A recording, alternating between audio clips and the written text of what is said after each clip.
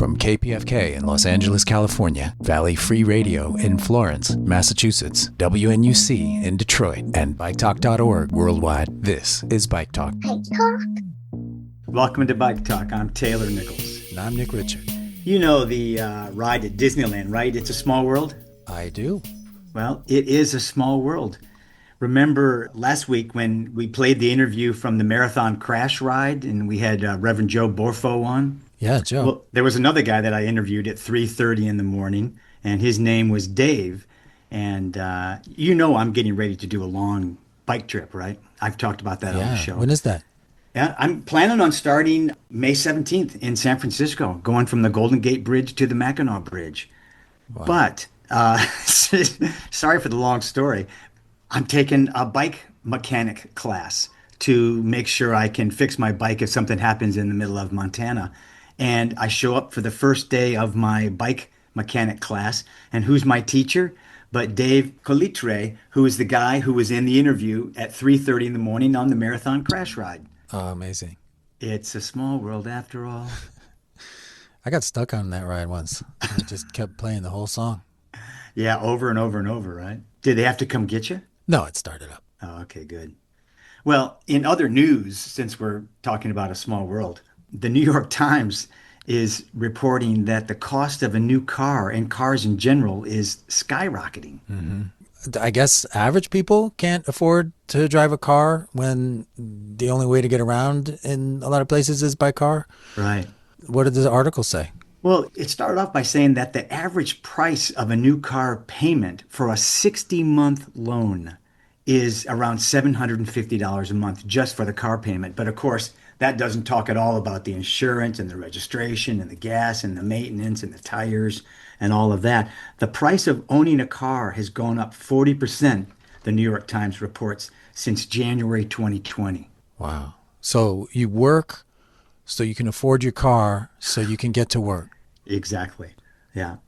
I think it might have been the bike propagandist Tom Flood who said, bikes offer the freedom that car ads promise. Totally. Yeah, yeah. There was one woman quoted in the article in the New York Times that says, "This car is the bane of my existence. It's the worst decision I've ever made." Bang. Well, I wish there was something to do about it. Yeah, build bike lanes.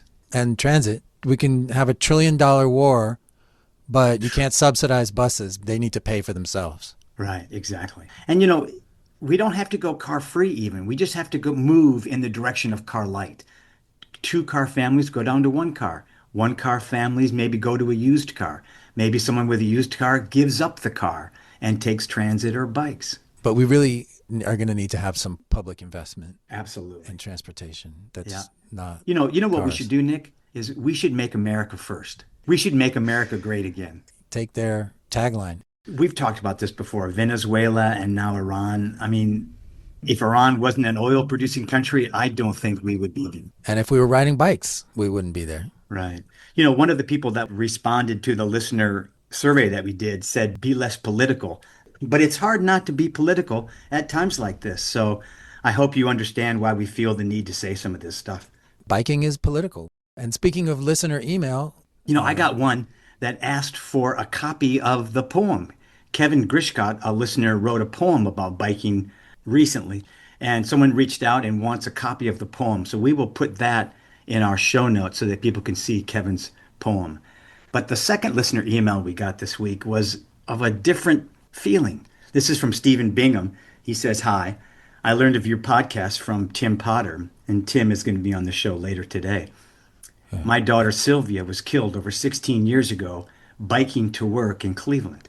A single unit truck turned into her path at an intersection, killing her instantly as the 25,000-pound truck's wheels rolled over her. This would not have happened if the truck had side guards as required in Europe for 30 years. You can learn about this issue from this Frontline film, America's Most Dangerous Trucks. I work with Team Underride, which currently is sponsoring a bill in Congress.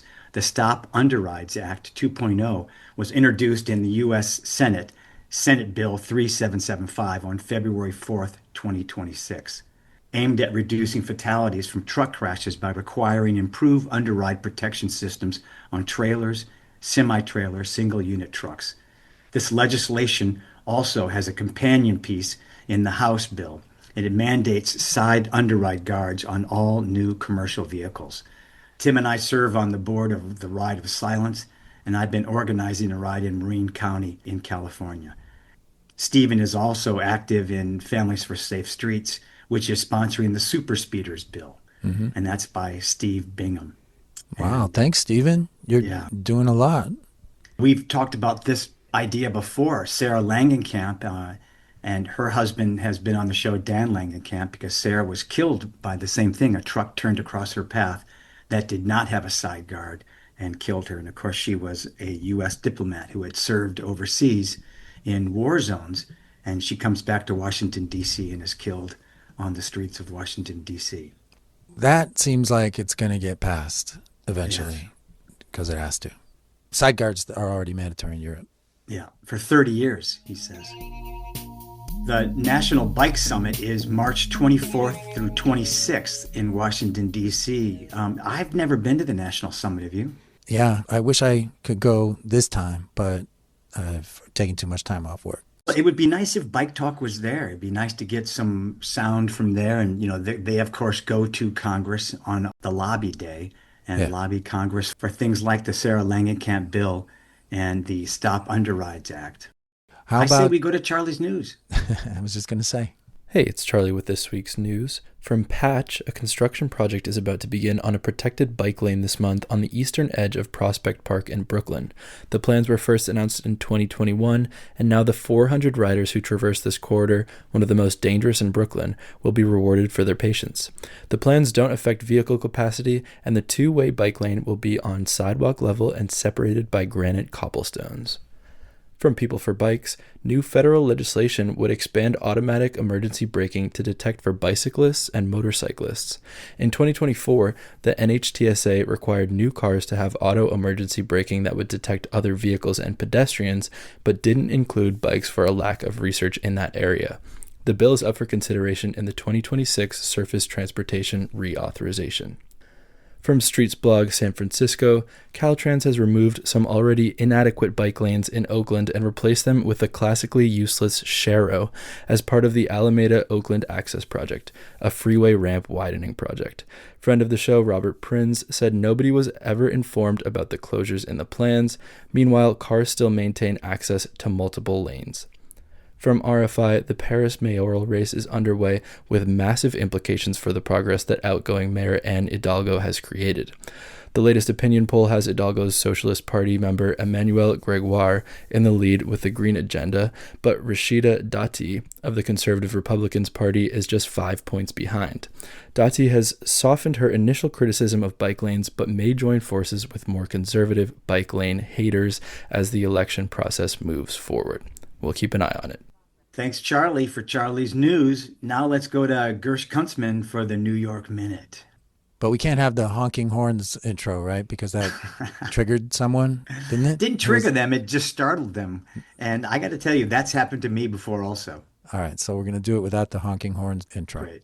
Well, you know, the big story this month in New York State has been Governor Hochul's attempt to lower the cost of car insurance. Now, in New York, drivers pay twice as much as the national average for car insurance. One of the reasons for that is there's a lot of car theft. The other reason for that is obviously there's a lot of pedestrians that car drivers hit.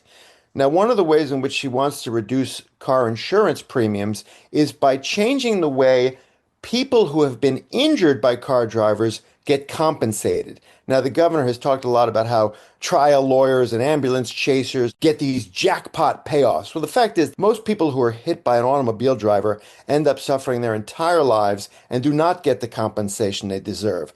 We're hoping for real reform. I mean, reform that would pay victims proper compensation and also properly insure drivers. I mean, in New York State, there's a lot of uninsured drivers, and they're the ones who are driving up the costs for everyone else. So there are ways to reform the system, but if you go into it with your only goal to make driving cheaper, well, that's going to be a problem for a lot of victims and a lot of people who care about livable streets. It's the governor's proposal. She put it in her executive budget, and now the legislature is deciding whether it wants to move ahead with that. I guess we got to read Streetsblog, NYC. Every day. Jessica Zeffers from Adventure Cycling is here, and Rui Pereira, who is an Instagram influencer. Is that what he is? He influenced us to have him on. Totally. So it worked. But he has a great Instagram site called Park to Bikes of New York.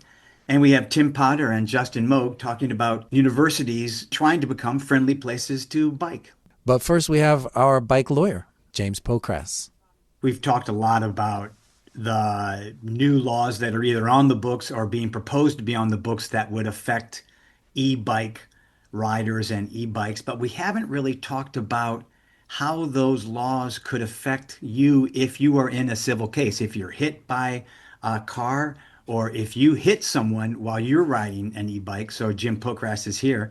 Jim, I have a scenario for you that I want to just throw out and see how these laws might affect a civil case if I had to bring one. In Florida, they have a law that says that if you're riding a bike on a shared path, you have to slow down if there is a pedestrian present. So under this law, Jim, if I'm riding an e-bike and I'm traveling at, 18 miles an hour on a shared path and I strike a pedestrian, what does this do to my case? Well, first of all, you're violating a law. So, if you're violating a law and traveling in excess of a speed limit it's actually within 50 feet of a pedestrian, then you could be in violation of the law and you'd be responsible for, some type of a crash if you hit somebody. There's also in the Florida one, it also requires you to give an audible signal or a bell before passing a pedestrian. So again, if you don't comply with the law, then you'd be responsible for that particular crash. And that means that I'm at fault, right? And that means that Right. I wouldn't be able to recover any damages or something like that, even if the pedestrian jumped out in front of me. That's exactly right. So it could be a comparative negligence situation where if you're in violation and going too fast, that you violated the standard of care, and therefore it would be partially your fault. But if there's some fault on somebody else, pedestrian or something like jumping in front of your bike as you're coming by, could be a comparative fault, and it would reduce the amount of money that you get. Something about a pedestrian jumping in front of your bike, though, reminds me of a driver saying that the person on a bike just careened in front of them. Right, just came out of nowhere. Came out of nowhere is the phrase that you hear. Right. But I guess. Well, so what are you saying? Are you saying that bikes are bad, Nick? I guess I'm saying that the most vulnerable road user is, to use the phrase that is maybe problematic for some people, has the right of way. Well, I think in Florida, when they do put that speed limit, they do also add, again, an audible signal, a bell or a voice before passing. So, but if a pedestrian is walking and just, moves in front of a bike and they're going, let's say, 10 miles an hour within the legal limit, then that pedestrian could be responsible for, getting in front of a bike. So it doesn't go just one way. Just because you're on a bike, you may be coming faster than a pedestrian, but pedestrians have some responsibility to make sure that they don't, step in front of a bike also. But if you are going more than 10 miles per hour, which is the new limit in Florida for an e-bike, then you don't really have a case. Well, you don't have a case. It would be more of a comparative negligence case, that you were in violation of the law of going too fast, or you didn't give that audible signal. You may be 50% or 90% responsible, but there could still be some responsibility on the pedestrian. It's not a complete bar to bringing an action. If we get into California law, there could be some bars from bringing an action if you're on an e-bike that is an illegal e-bike. So I think the lesson there is know the laws in your state. Let me throw another more complicated scenario at you. A rider modifies their e-bike to exceed 28 miles an hour and they collide with a car. What are the legal issues of that? And how does the law that we've been talking about in California affect a civil case? The law in California, again, if it's an illegal e-bike, and that means, more than 28 miles an hour or too much power, it puts into effect the fact that it's a motorized vehicle like a car, okay, or like a motorcycle. And that requires you to have proper motorcycle endorsement on your license. It also may require you to have insurance, and it have all kinds of other, financial requirements, with regard to being on a motorcycle and not on an e-bike. So even if the driver of the car was negligent, the rider of the e-bike might have more comparative fault. Is that what you're saying? Well, what I'm saying, in California, there's a Proposition 213 that says if you don't have insurance, then you cannot collect for non-economic damages for pain and suffering. And that's tremendous. Okay, all you'd be able to get is your medical bills. So, And is that because of the new anti-e-bike law? That's just a bill in California, right? no, yeah, well, in California, Prop 213, and that's been in the law for a long time. But now in California, again, if it's not a legal e-bike under the different classifications that they have, then it would be like a motorcycle or a regular vehicle. Right. So someone might think they're riding an e-bike. They might think they bought an e-bike. They might think they bought their kid an e-bike. But in reality, if something happens and it's one of these illegal e-motos and they haven't gone through all the proper hoops to make that e-moto licensed e-motorcycle, then they won't be able to collect damages, even if the driver is at fault. Yeah, they can collect monetary damages for medical bills, but they can't collect non-economic damages for Gotcha. pain and suffering and worry, fear, anxiety, all of those things. Gotcha. There again, it seems like know the law. Know the law and, Right. know the law in your state as to, what's required and what's not required and where you can ride and where you can't ride. That's really important. Well, that's why we have you on the show, Jim. Okay. And that's to know the law. Jim Okay. Pocrass of Pocrass and De Los Reyes. Thanks, Jim. Okay, thank you guys again. That's interesting stuff, and we will keep talking about e-bike laws, I guess. When I ride across the country, I'm not going to be on an e-bike, Nick. I'm going to be on a pedal bike. And I've been talking a lot with the Adventure Cycling Association, and they've been going through some issues. So I have Jessica Zeffers on to talk a little bit about Adventure Cycling Association.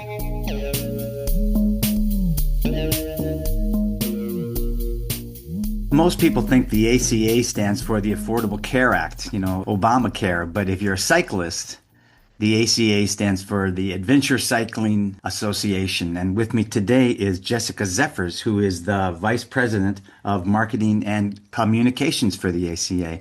Jessica, welcome to Bike Talk. Hi, Taylor. Thanks so much for having me here. Absolutely. We had Josh Bowden on a lot. He was helping me or helping, our listeners or anybody to plan for a long bike trip. But you're sort of on the different end at Adventure Cycling. Tell me, a little bit about the organization. I know this is your 50th year. That's right. So Adventure Cycling was started in 1976 as Bike Centennial to celebrate the United States 200th anniversary or bicentennial. And as part of that, our founders created the first cross-country bicycle route in the United States called the Trans-America Trail. And they motivated and empowered 4,000 people to ride sections of or the entire route in 1976. Wow, great. Yeah. On old steel bikes, Yeah. Of course, mine is steel also, but still.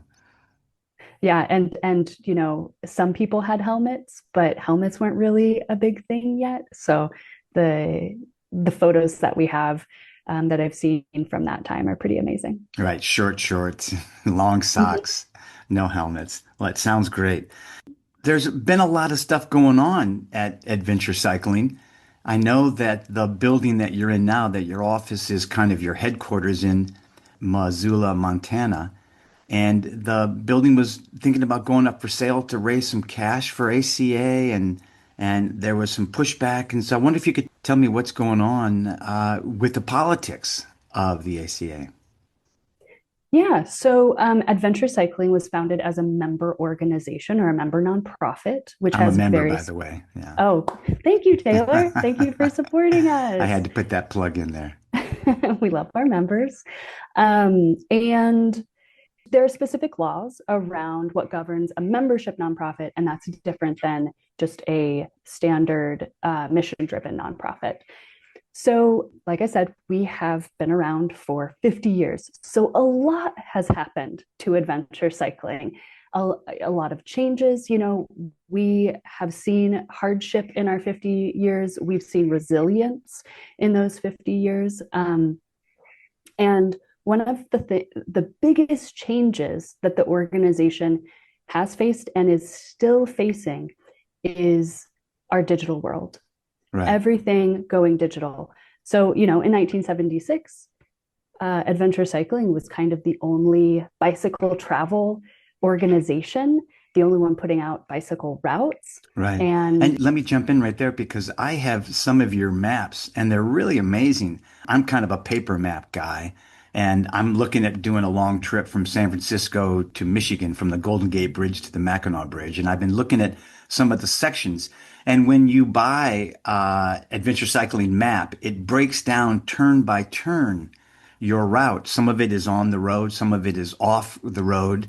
And then you have camping sites marked there. You have historical sites marked there. You have museums marked on these maps. They're really wonderful because my big fear is being in the middle of nowhere and not knowing anything about, just parallel to this road is a bike route. And you wouldn't necessarily know that unless you have an adventure cycling map. absolutely. That's how we've done things since the beginning with our routes. Is we put a lot of context into them, and there's that context is often really specific to a cyclist, what a cyclist needs, cyclist specific camping. We build our routes with cyclists in mind to make sure that services aren't too far away from each other. We provide riding conditions. We give the historical and cultural context around the route. Right. Because you're traveling across the country and there's a lot to learn as you go. So that is really what makes adventure cycling routes special. Like you said, you've seen it, you've experienced it. And that's how we've always done it. Well, with the age of the internet, Sure. And digital mapping, we've seen a proliferation of resources and routes online for free. And adventure cycling has pivoted in some regard. We've partnered now with Ride with GPS, which is really exciting, so that we have the best of the best digital routes possible. And it has all of the stuff that makes an adventure cycling route special in that digital experience, which is very cool.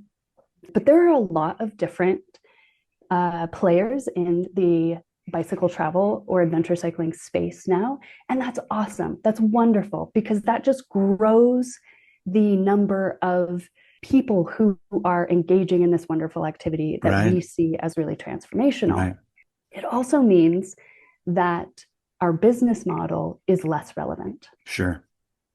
And on top of that, people have less connections to associations. They're not joining memberships as much. They're tired of subscription models. Right. And so, making the case for what we do as something that's worth paying for and supporting with your donations, with your membership dollars, gets harder over time. I started here in 2018. Even back then, we were talking about membership decline. We were talking about our members aging faster than the organization. There was a real challenge even when I started. The organization has been through some stresses, a few leadership changes. And when you don't have consistent leadership, it's hard to really make pivots that you need to make. Right. Well, I want to talk about this most recent one because, as you said, adventure cycling has gone through some challenges, and you were going to sell the building where you are now, which I've not been to, but I hear it's kind of like an homage to adventure cycling. There's lots of cool things there. And you were going to sell the building to raise capital for adventure cycling. And then there was a little bit of a uproar of some of the members. And so now you're not selling it. Is that what's going on?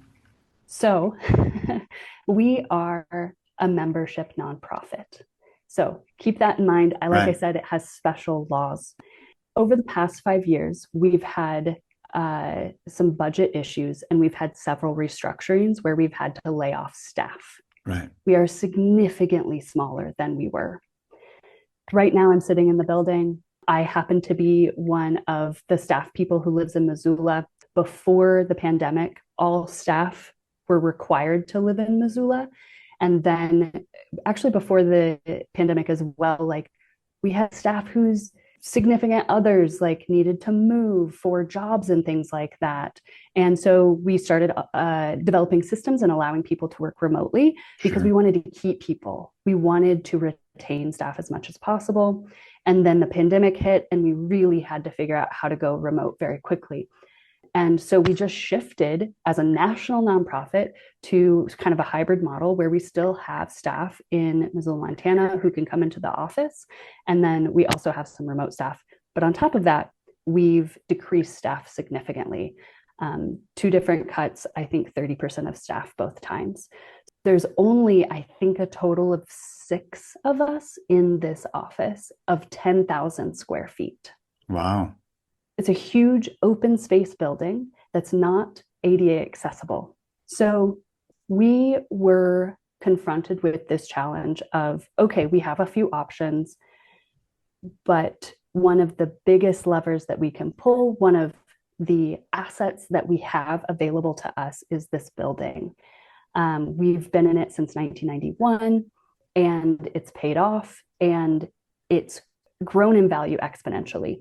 So it's an incredible asset. And what's also interesting about a membership nonprofit is that any member, as part of a member meeting or a member vote, can request the member list and communicate with all members.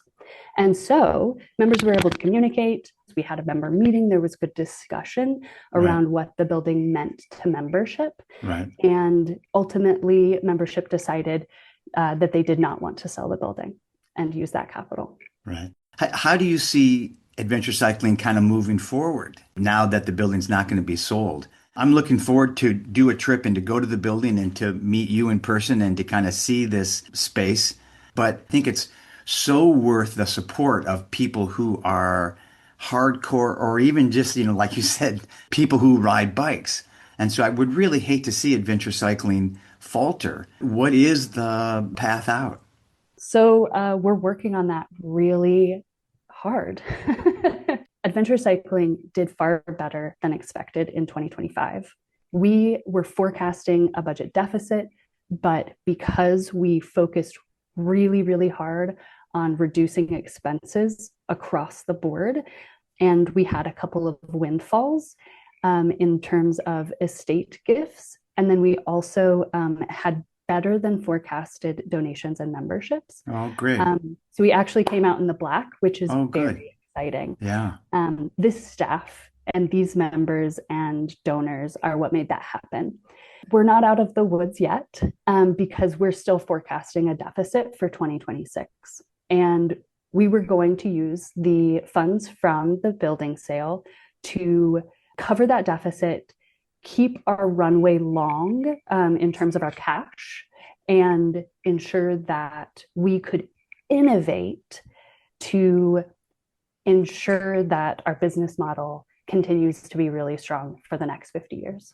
Right. Without that influx of cash in order to innovate, we're going to have to fundraise a lot more than we ever have before. So we told membership as part of the building campaign. So if you voted no for the sale, then you got to give money. Is that what you're saying? Yeah, good. We told people that we would need, that Plan B was raising $750,000 above and beyond what we typically raise every year for the next 3 years. Wow, great. So our fundraising goal for 2026 is 2.1 million. Wow. And if every single member we have right now gave $50 above their annual donation, or for the first time, if they've never been a donor, we would cover that right now. Right. That would be done. So we're going to be kicking off that fundraising campaign and communicating that to our members and our donors. And, this community is super engaged. They love adventure cycling. They want to see it succeed.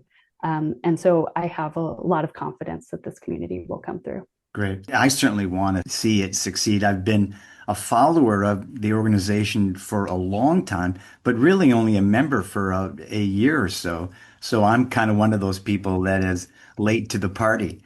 Whether you're riding your bike from here to there or all the way across the country, the paper and the digital maps of adventure cycling are really wonderful.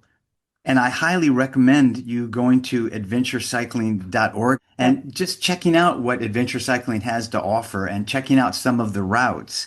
And you don't have to ride all the way across the country. Really, you can just ride a little ways and use some of these maps to help you find the best routes to bike because we're all sick of cars being on the road everywhere.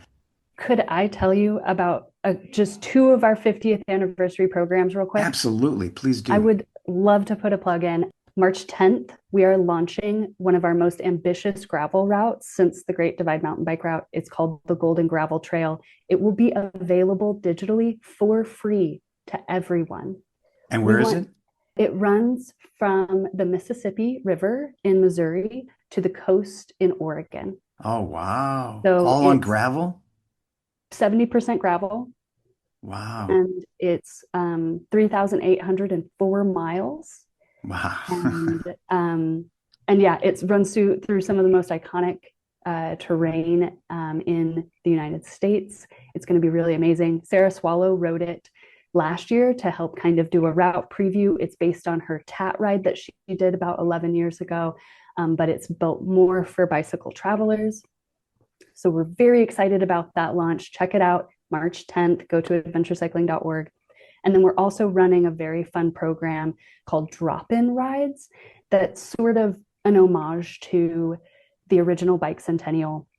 We're asking cyclists to drop in and ride part of or all of one of our three iconic routes, Trans-America Trail, the Great Divide Mountain Bike Route, and then our new Golden Gravel Trail.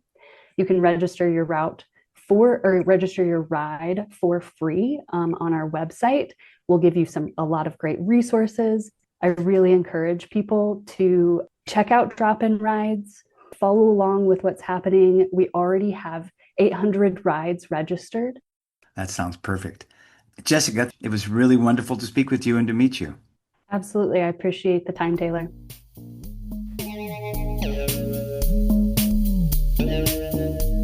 You know, I'm not crazy about social media, but I find myself looking at Instagram often.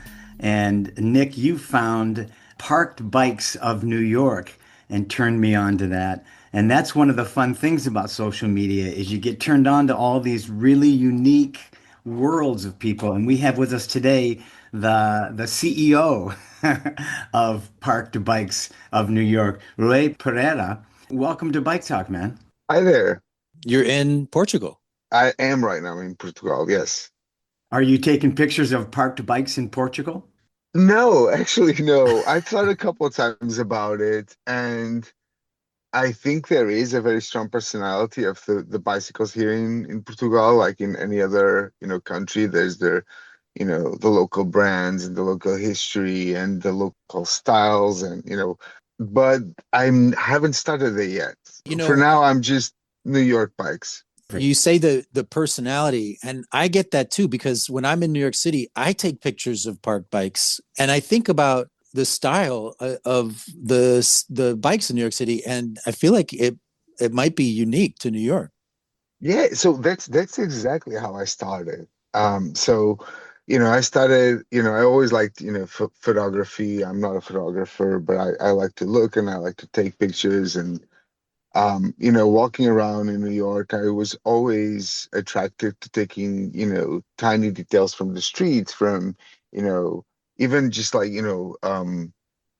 things on the curb, which is another thing that I love about New York. Everybody drops everything on the curb, amazing new, shiny things that can be reused.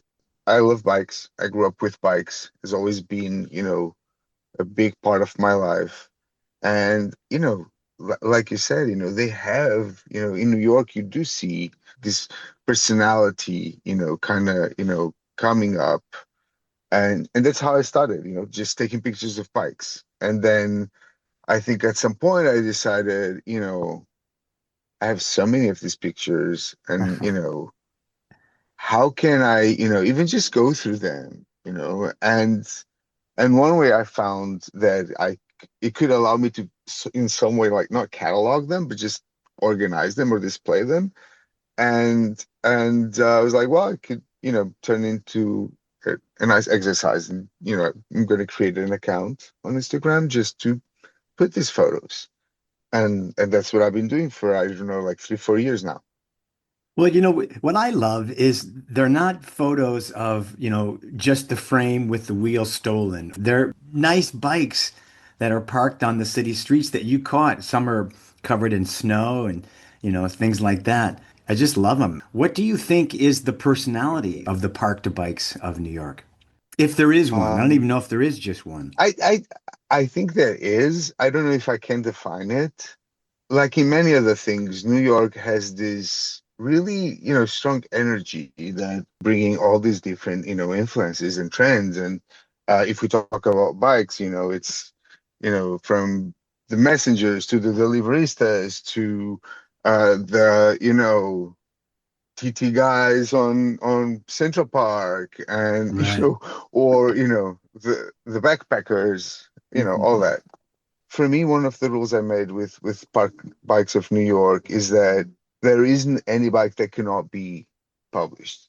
Because if it's a bike parked in New York, it is a parked bike in New York. So they will have like, flags. They will have their national colors. They will also have religious iconography. It's like going to a museum. So yeah, there's all these references to the saints, to like the saints for the good journey will protect you, right, on your trips, and you have this little medal, this little icon, right, and suddenly you bring it to your bike. It's not just where they are parked, which I think is also part of the image, that background or blurred background, but then the bike itself is a reflection of its owner. Right. The thing I notice about the bikes, especially the bikes in New York, is that they're all kind of tough. They're all strong. They all seem to work hard, even the step-through frame bikes. And I think that's maybe because the Oh people who yeah. have really expensive bikes don't park them on the street. When I lived in New York, I wouldn't No, park my good bike on the street.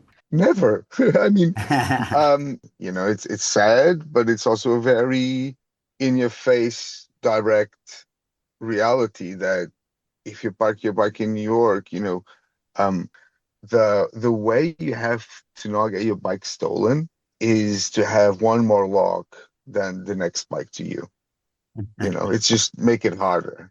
New York is a Yeah. rough city. It's beautiful city. I love living there, and I love how I can commute and do everything on my bike and not have a car.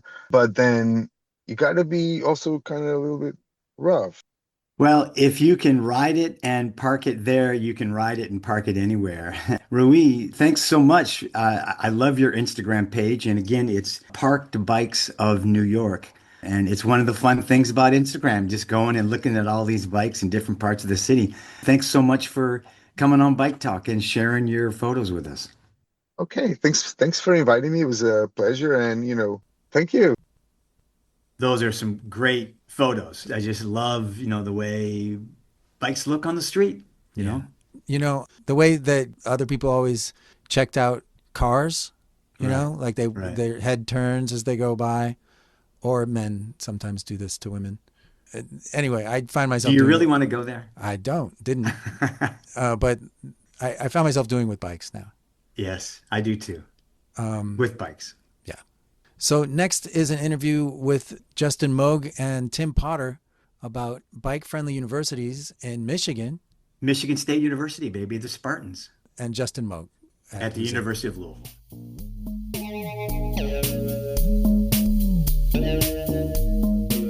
A couple of weeks ago, Nick and I were on the radio show Sustainability Now on Forward Radio WFMP 106.5 FM in Louisville, Kentucky, with host Justin Moog.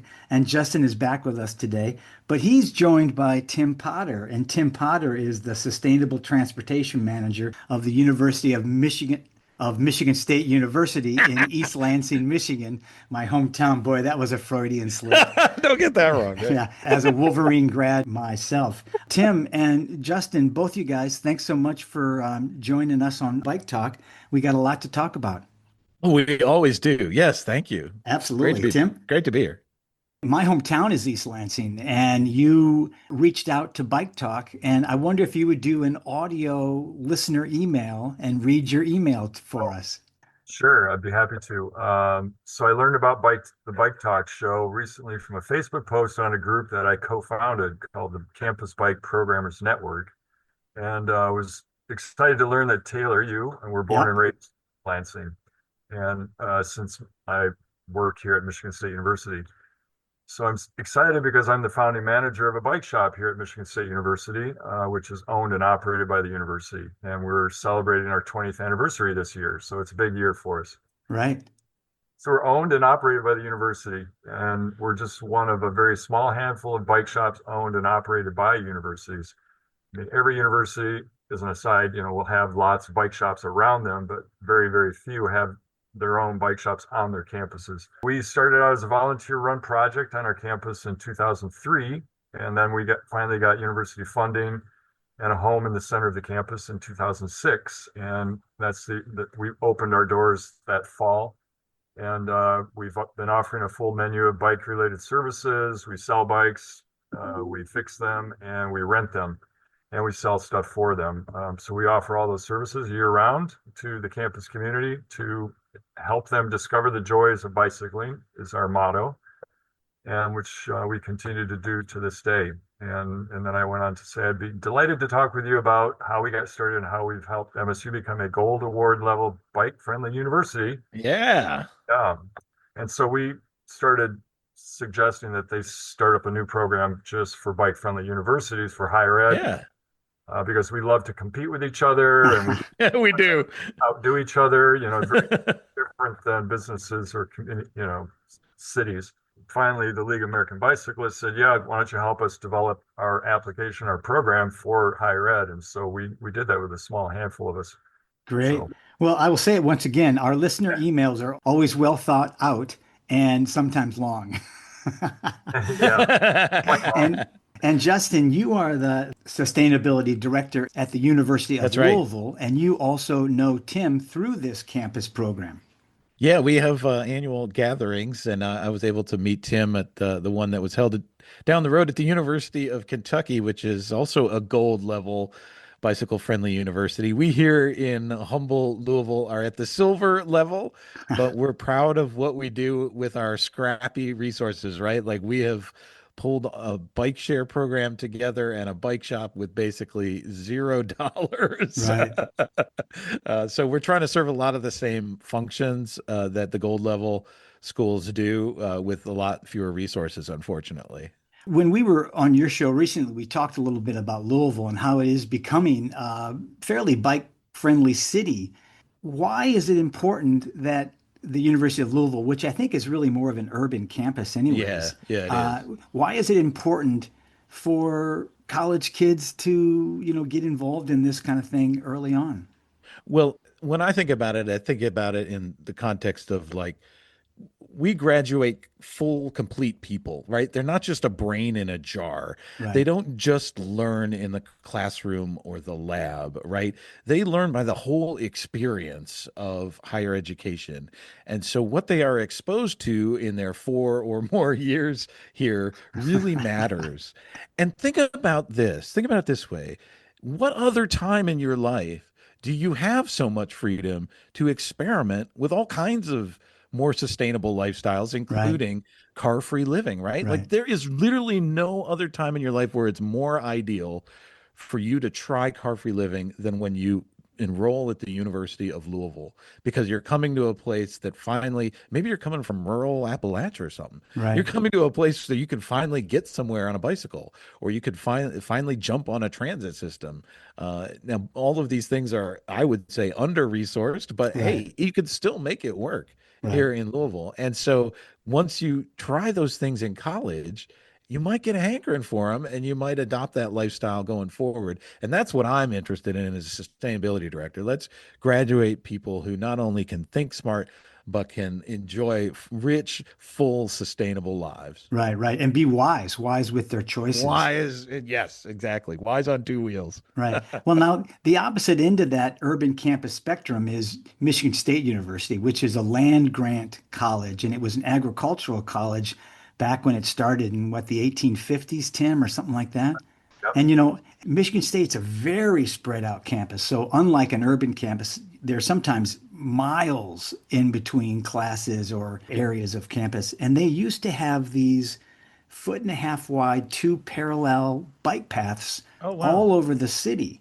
Those are gone now, Tim, I think. But what is the state of biking in Spartan country?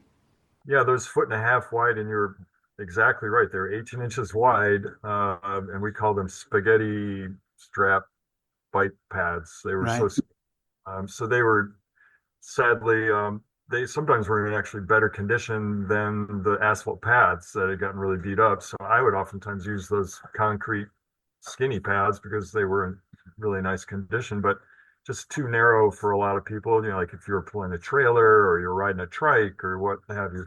So they were finally replaced as the university then redid all those pathways, and they put them in much wider. They had separation of the modes, right, and marked everything accordingly, which made a huge difference. So everybody finally understood, like, oh, I'm supposed to walk over here. Oh, this is where I bike. Kind of like you find in the Netherlands or in Scandinavia, where things are very orderly and people understand it. So we went to that design all the way across our campus, and it's, as budgets allow, we've been converting a lot of our campus off-road pathways to being wider and safer for multi-modes.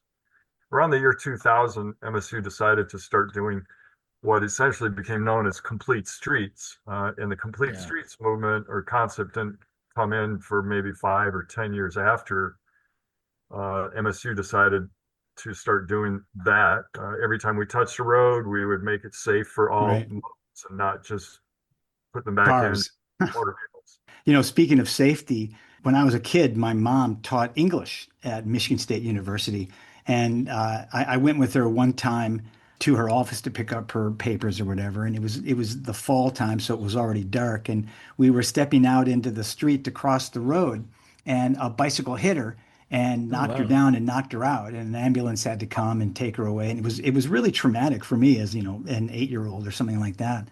But I look back on it now and think, God, had that been a car, my life might have been very different because her life might have ended at that moment. Instead, it was just a bicycle, and she was injured, but not badly. So I'm glad to see that the school is working hard to make separate areas safe for everybody. Justin, what's it like in Louisville? I mean, again, that's an urban campus. What are the bike projects like there? Well, I came to this city in Cardinal country, right? Aren't you the Cardinals? Yeah, we are. And I came here in 2009 as someone who lived in places that were a lot more bike friendly. I went to graduate school in Madison, Wisconsin. I grew up in Arlington, Virginia, right? And so to come to a city this size and find basically no bike paths, right? And few and poorly designed bike lanes, and then a university that no one had really thought through like how we would make this place more bike friendly. I just saw so much opportunity, right? And so when we started developing our climate action plan to respond to the president's carbon commitment, right? We knew right away that we had to address transportation because nobody else was doing it. Right. And for me, there's a lot of things you can do in transportation, but for me, the way we had to start was putting in some bike infrastructure and making sure that you could pull up to any building on campus and find a well-designed bike rack Right. near the entrance, right? Right. And ideally covered when possible, right? And so putting in bike racks was a huge first step. Putting in some markings on our campus pathways that designated space for wheels, space for feet, which, like Tim mentions, at class change time, just everyone ignores. But it was still nice to feel as a cyclist like I belonged here. Right. It felt welcoming, right? And then the other thing we did was put in some of the do-it-yourself fix-it stations Oh, great. with a pump and tools, right? And then we started bike share, Oh, and then great. the city started bike share, and we are still offering free loaner bikes. Basically, we have a fleet of about 300 bikes that were donated to us or were impounded and never reclaimed, right? Right. That we hire students to fix them up and then loan them out with a helmet to students who need them. And they're supposed to return them. And honestly, sometimes the student falls in love with the bike. And that to me is just fine. That's a win-win. That's Totally. a win-win. Yeah. We got it for free. We'll get another one for free. You can have Totally. one. Yeah. And so now what we're doing, now that we have a space, it's a basement space that is not kitted out well at all, but we have a space for a bike shop, and we have enough students who know how to fix bikes that just this year we launched a fix a bike, earn a bike program where you can come into a series of workshops, learn how to fix and maintain bicycles. And if you come to all of them, you can keep the bike that you were working on. Oh, And that's again, great. like, yeah, I don't have infinite resources. These aren't fancy bikes, but man, it makes a difference in people's lives. Right. Do either school have a bike club or a riding club or even a racing team or something like that or not? Yes, MSU's cycling club is the oldest student club that's still operational. And they started back in the 1880s. Wow, is right. They're still, yeah, they've been competitive club racing against other colleges in the Midwest. It's still a thing. And one of their officers actually works in our shop here, which I'll mention. We do have a bike shop that is fully funded, and there's 10 of us that work here, 2 of us full time. Wow. And so, yeah, it's a self-funding operation, and I think it's a good model for other universities to consider. And for 20 years, I've been sharing, what we do here and how it can be a good model to follow. Yeah. We do recover our costs, and we're in the black most years. Great. Well, student parking is always a problem at colleges. Where do, 30,000 young people keep 30,000 cars or maybe only 20,000 cars or whatever it is. So I'm all for get them out of their cars and get them on top of bicycles. You know what else it does too is often the parking has to be it's not right in front of where they're going, right? And so that has led to a whole electric scooter culture once scooters came to town, right? And now people are buying their own electric scooters and I guess keeping them in the trunk of their car or whatever. So anyway, they're using micro mobility, but it's often just to get out to the parking lot. Right. But once they do that, then they also use it to get to class or to get to lunch. And I just wish they were riding a bike instead and left that damn car at home. I always tell people it's such a liberating thing to be car free and not have to worry about where you're going to park this damn thing. How am I going to insure it? Worrying about with the Kia problem, worrying about theft of the vehicles, right? Like it's a real issue. Absolutely. Yeah. It drives me crazy. Let me ask you both. We've been talking on the show lately about e-bikes and laws pertaining to e-bikes. And I'm curious, how is the college scene dealing with that? Are there programs or are there rules or guidelines or even laws that prohibit or manage e-bike use on campus? Do you know about geofencing? Have you talked about that on the show? Geofencing? We have talked about it a little bit, and we always wonder why they want to geofence scooters and e-bikes and not cars. Yeah, exactly. So that's really the only policy we've ever developed is a geofenced speed limit. Is that on campus or what? Yeah. And that's just for scooters. Obviously, it doesn't really impact e-bikes. Good. And we don't have any specific policies other than that. I know our fire marshal is really concerned about fire risks from lithium batteries. Yeah. And so storing some of these micromobility solutions in your dorm room is not allowed. But we do have some things like some storage rooms where people can keep these things, or some outdoor covered storage areas that are safe for those. And then there has been conversation about we need what other schools have, which is secure bike storage facility on campus. Great, and yeah. if we do put in one, it should have a way to charge your e-bike, right? Yeah, yeah. Yeah. Tim Potter from Michigan State University, Justin Moog from Freedom Radio WFMP 106.5 FM, Louisville, Kentucky, and the University of Louisville. You guys, thanks both for coming on. And soon, I hope the University of Louisville will be gold standard. We're working on it. Yeah. And Michigan State will be platinum or something like that. Yeah. Thanks for bike talking. Yeah. Thanks, you guys. Thanks, Taylor. Bye. We'd like to hear from more people at the university in your town. Are they in this program? And if they are, what level are they? Gold, silver, platinum? Let's get students on bikes so that they don't have to buy a car when they first get out of college and go into debt. Yeah. Good show. Yeah.